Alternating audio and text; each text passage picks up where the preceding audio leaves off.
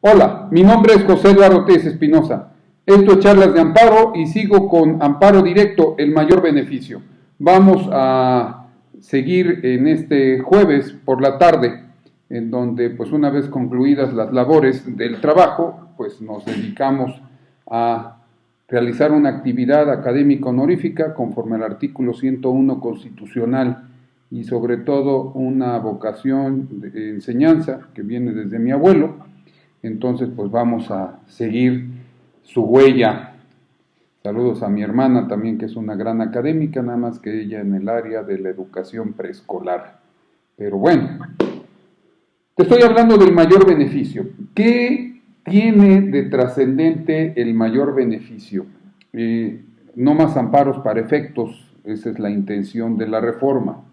En el bloque anterior te expliqué la técnica tradicional, te decía estudio violaciones al procedimiento, violaciones de forma y violaciones de fondo.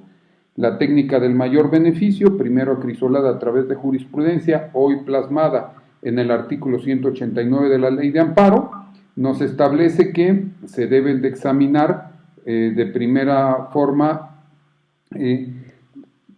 preferentemente el fondo del asunto. Sin embargo, hay que hacer una interpretación sistemática de este artículo 189 y te invito a que recordemos y regresemos a algunas páginas cuando hicimos mención a las violaciones al procedimiento.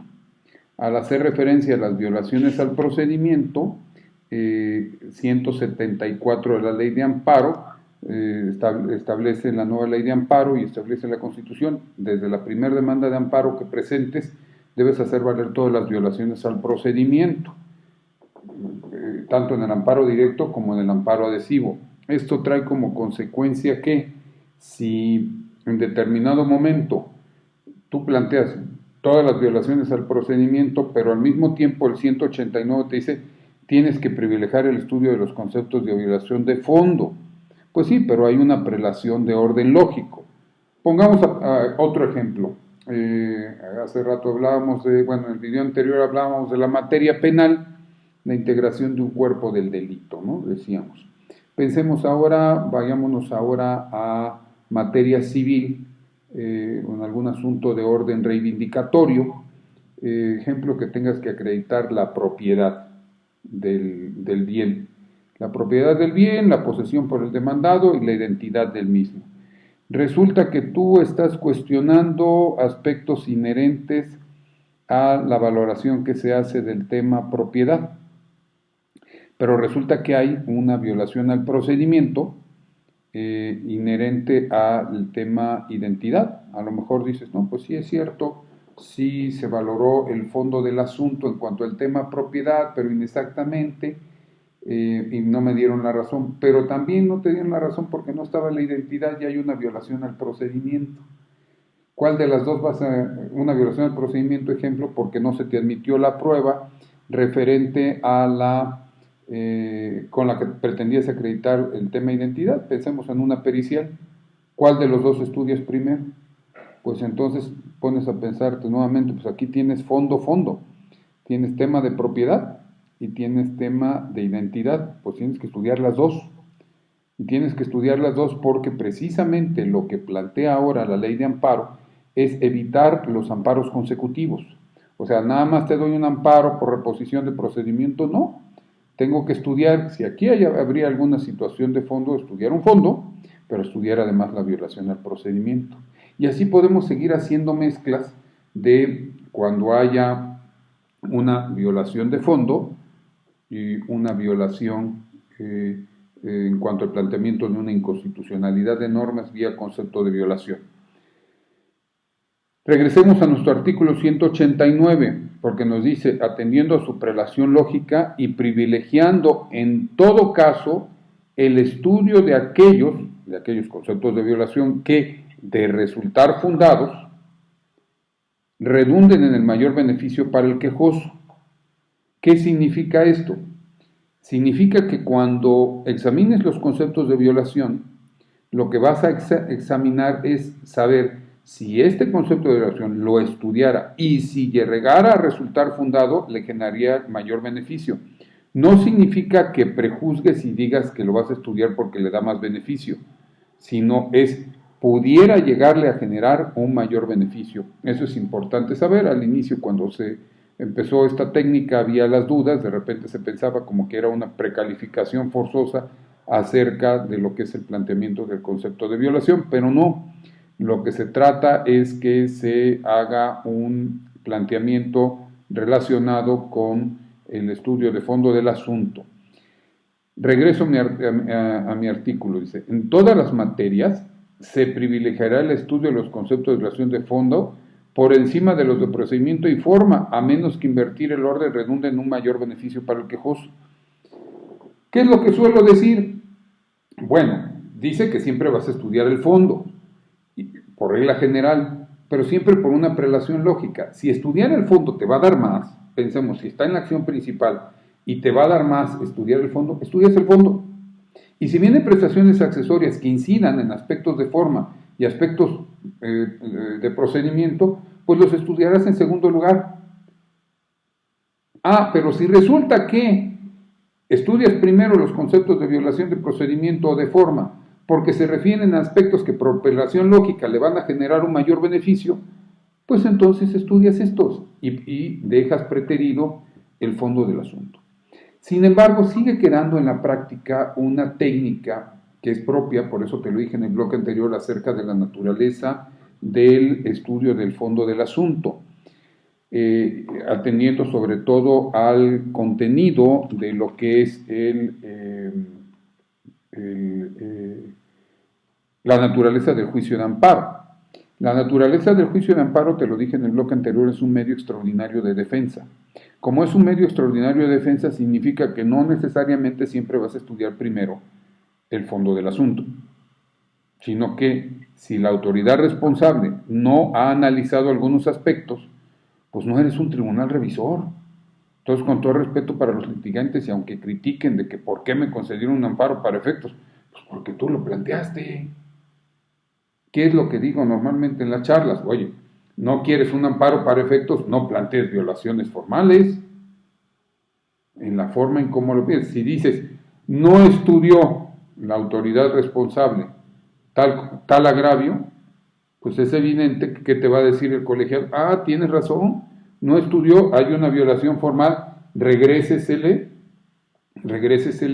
a la autoridad responsable para poder estudiar el asunto. ¿Por qué? Porque en este aspecto dice, te va a generar la posibilidad de invertir el orden, te va a generar un mayor beneficio. ¿Por qué? Porque si no ha habido el pronunciamiento, pues entonces no lo puede hacer el tribunal colegiado. Hay algunos tribunales progresistas que hay un poquito rayando en la parte de la técnica, están diciendo, bueno, pues a mí siempre debo de privilegiar el fondo del asunto, y la violación formal es que no estudió una partecita, pues yo como tribunal colegiado reasumo casi jurisdicción, que no lo puedes hacer, porque no eres un tribunal de alzada, eres un tribunal de control constitucional. ¿Qué es lo que se debe de procurar? Plantearnos nuestros conceptos de violación atendiendo aspectos de fondo. Oye, pero si fue omiso, bueno, si fue omiso y no lo estudió, lo más seguro es que te venga un amparo para efectos, para que la autoridad responsable se pronuncie, porque si la autoridad responsable no se ha pronunciado, por regla general, el tribunal colegiado no se va a pronunciar. ¿Qué otro aspecto tiene este tema relacionado con el mayor beneficio? Mira, en la materia penal, sobre todo cuando está de por medio la prescripción de la acción penal, la prescripción de la acción penal es el mayor beneficio que puede obtener un quejoso, porque ahí ni lo tenía que haber investigado, ni tenía que haber habido nada, así que ni hablemos de cuerpo del delito, ni de plena responsabilidad, ni de nada. Eso nos establece el artículo 189 en su segundo párrafo, en donde cuando se planteen violaciones de fondo de las que pudiera derivarse la extinción de la acción persecutoria o la inocencia del quejoso, pues se le debe de conceder el amparo de fondo. Debe de empezarse a estudiar primero las violaciones en cuanto a los temas de prescripción y desde ese punto de vista poderlo hacer de esta manera. Me encanta cuando estamos totalmente en vivo. Ok, ya Marifer, te estoy escuchando. Te enviamos el artículo para la siguiente revista también para el mes próximo a la brevedad. Entonces, pues vamos nuevamente. Esta es la técnica del mayor beneficio. El artículo 189 nos dice, por regla general, estudia primero los conceptos de violación de fondo, trata de llegar a un amparo de fondo, o sea, para que no le esté regresando a la autoridad responsable, trata tu tribunal colegiado de darle preferencia siempre a este estudio de conceptos de violación, salvo que cuando se trate de violaciones formales, su prelación lógica o de procedimiento, su prelación lógica le pueda generar un mayor beneficio. Y hacía yo referencia en el bloque anterior que puede haber ya combinaciones. Estas combinaciones son donde paulatinamente los tribunales colegiados han ido haciendo ejercicios de tipo argumentativo, en donde, a diferencia de lo que antes pasaba, que solo estudiabas, por ejemplo, violaciones al procedimiento, pues ya puede haber mezclas. Puede haber mezclas porque, sobre todo cuando hay amparos directos relacionados, en uno puede ser de fondo, en el otro puede ser violación al procedimiento, ¿sí? A lo mejor esta no es una prestación accesoria y esto es una prestación principal. Y entonces se dictan los dos y se analizan conjuntamente. Por cierto, hay jurisprudencia de la Corte que establece que en ese tipo de asuntos se da cuenta con copia certificada simultáneamente en ambos asuntos y con ellos se empieza a resolver. Esta es la tramitación de nuestro amparo directo desde el punto de vista de por qué se debe de privilegiar siempre el estudio de fondo del asunto, pero que no le quita la naturaleza de ser un tribunal de naturaleza extraordinaria. Y como es un tribunal de naturaleza extraordinaria, pues por regla general primero debe ser resuelto el asunto ante la autoridad responsable y solamente cuando ésta agote totalmente su jurisdicción, el tribunal colegiado examinará lo mismo. En el siguiente bloque vamos a empezar a hablar de algunos asuntos relacionados con lo que son las jurisprudencias que ha sostenido la Suprema Corte en primera, en segunda sala, en pleno, cuando se trata de temas relacionados con el amparo directo. En este bloque puedo anticiparte una que ya hice referencia en su momento, es la jurisprudencia con número de registro 200-8791, es la 6/2015 del Pleno de la Suprema Corte de Justicia de la Nación, que hace una referencia muy rica a lo que viene a ser el cambio de la naturaleza del el concepto de sentencia definitiva para el amparo directo. Esto lo vimos en los primeros videos. La sentencia definitiva es aquella que se pronuncia sobre el fondo del asunto. El hecho de que se haya agotado o no el recurso ordinario incide en la procedencia del amparo, ya no incide en la vía.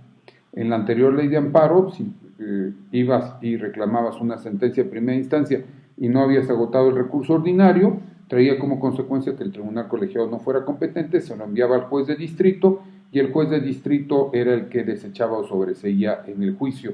En tanto, ahora en la nueva ley de amparo, lo que se realiza es un estudio del asunto. La sentencia definitiva es aquella que se haya pronunciado sobre el fondo del asunto, o la resolución que pone fin al juicio, aquella que sin haberse pronunciado en el fondo del asunto lo da por concluido y trae como consecuencia que si no se agotó el recurso ordinario, pues en todo caso te desecha el presidente o te sobresee en pleno.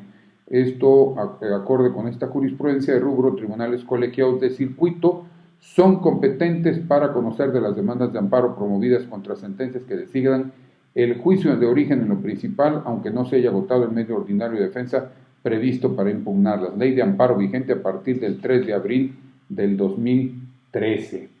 Ese es uno de los temas que podemos ver.